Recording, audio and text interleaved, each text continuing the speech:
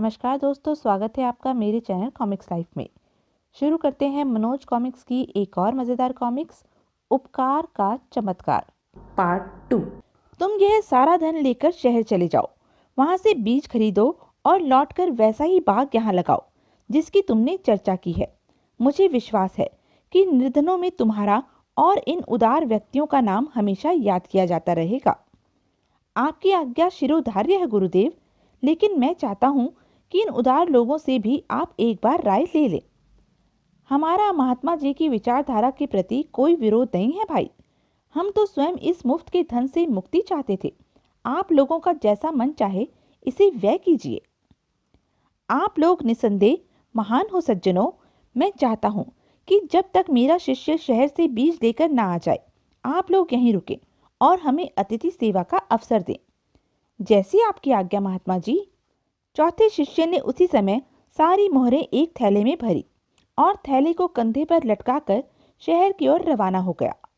कई दिनों तक लगातार पैदल सफर करते रहने के पश्चात आखिरकार वह शिष्य, जिसका नाम भूपत था, शहर जा पहुंचा और शहर पहुंचते ही वह फौरन बाजार की ओर रवाना हुआ और वहां फलों वाले पेड़ों के बीजों के व्यापारियों से मोल भाव करने लगा। तभी अचानक उसे एक तरफ से एक तेज शोर उभरता सुनाई दिया। हटो, पीछे हटो, रास्ता छोड़ो। अरे, यह शोर कैसा? फिर शीघ्र ही भूपत को चौक से आश्चर्यजनक बोझ से लदा एक कारवां आता दिखाई दिया।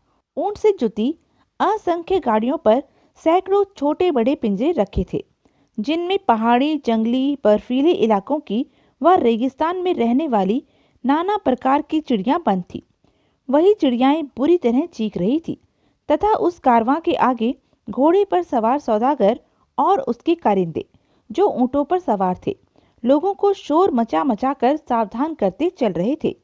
हटो, बचो, रास्ता छोड़ो। पता नहीं क्यों भूपत से चिड़ियाओं की दर्दनाक चीख पुकार सुनी नहीं गई और वह भीड़ को चीरता हुआ पक्षियों के सौदागर की ओर चल पड़ा। शीघ्र ही। ठहरिए श्रीमान, मैं आपसे पूछना चाहता हूँ कि इन सुंदर पक्षियों को इतने भयानक कष्ट देने का हुक्म आपको किसने दिया और आप इन्हें लेकर कहाँ जा रहे हैं? हम राजा के महल की ओर जा रहे हैं। ये सारे पक्षी राजा के भोजन के लिए हैं। राजा इसके बदले हमें 1000 सोने की मोहरें देगा। चलो, अब रास्ता छोड़ो, हम जल्दी में हैं। और वह अपने कारवां के साथ आगे बढ़ गया। ओह, तो क्या ये सारे पक्षी राजा के भोजन के लिए मौत के घाट उतार दिए जाएंगे? नहीं नहीं, मैं यह नहीं होने दूंगा। और वह पुनः कारवां के मालिक की ओर दौड़ पड़ा। ठहरिए श्रीमान, ठहरिए। सुनिए, अगर मैं आपको राजा से दुगना धन दूं तो क्या आप इन निरीह पक्षियों को छोड़ देंगे? अरे, तुम सामने से हटो, तुम फटे हाल संत, भला राजा से दुगना पैसा क्या दोगे? कहकर जैसे ही सौदागर ने अपना घोड़ा फिर आगे बढ़ाना चाहा। ठहरिए श्रीमान, मैं आपसे कोई मजाक नहीं कर रहा, विश्वास ना हो तो यह देखिए। और भूपत ने थैले का मुंह खोल दिया। हैं?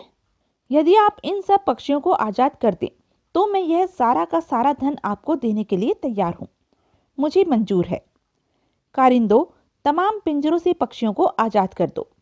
आदेश मिलते ही कारिंदों ने तमाम पिंजरे खोल दिए। आजादी मिलते ही सभी चिड़ियाएं एक साथ आकाश में उड़ गई। उनकी संख्या इतनी अधिक थी कि दिन क्षण भर में रात में बदल गया और उनके पंखों के फड़फड़ाने से धरती पर अधंड सा आ गया।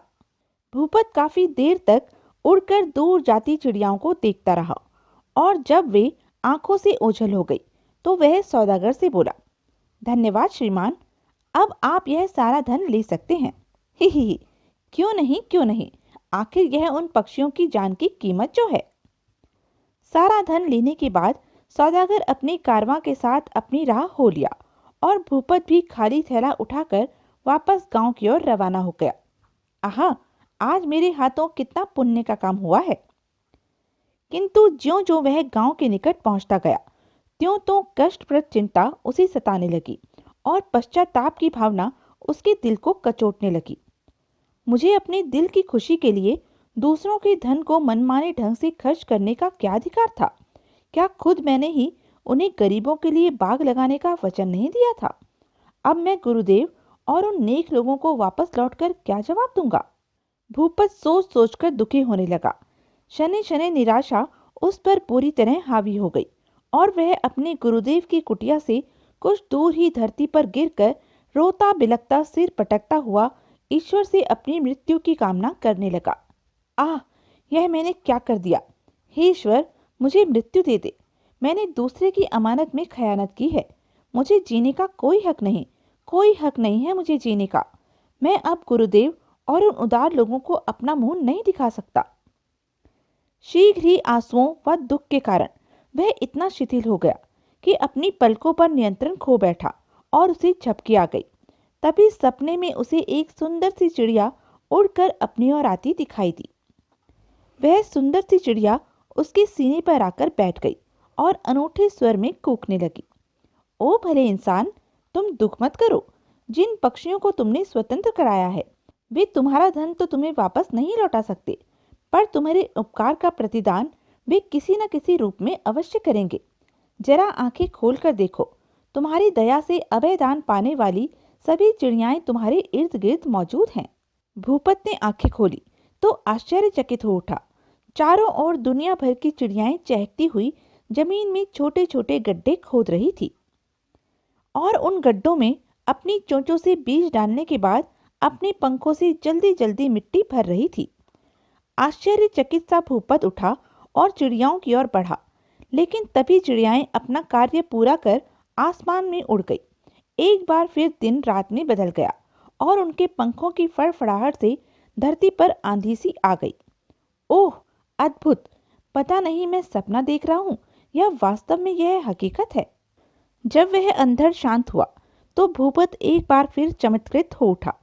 चिड़िया के खोदे प्रत्येक गड्ढे में से एकाएक हरे अंकुर फूटने लगे और देखते ही देखते वे ऊंचे होते चले गए और थोड़ी देर बाद दमकती पत्तियों व सुनहरे फलों से सुसज्जित भव्य वृक्षों में परिवर्तित हो गए। अब वह एक सुंदर और लंबे चौड़े बाग में खड़ा था। शायद पूरी दुनिया में भी इतना घना और लंबा चौड़ा बाग नहीं था।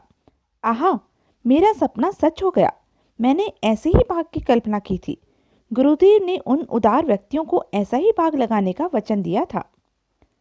अगले ही पल वह प्रसन्नता से चीखता हुआ अपने गुरु की कुटिया की ओर दौड़ पड़ा। गुरुदेव, मैंने अपना वचन पूरा कर दिया। गुरुदेव, मेरा और आपका सपना साकार हो गया। अपने गुरुदेव के पास पहुंचकर भूपत ने उन्हें सारी कहानी कह सुनाई और बोला, गुरुदेव, मेरी आपसे और इन सबसे प्रार्थना है कि आप सब उस अद्भुत बाग में चलने की कृपा करें। तुम्हारी कहानी निश्चय ही आश्चर्यजनक है बेटे। हम जरूर उस चमत्कारी बाग को देखेंगे। तुम सब भी चलो मेरे बच्चों।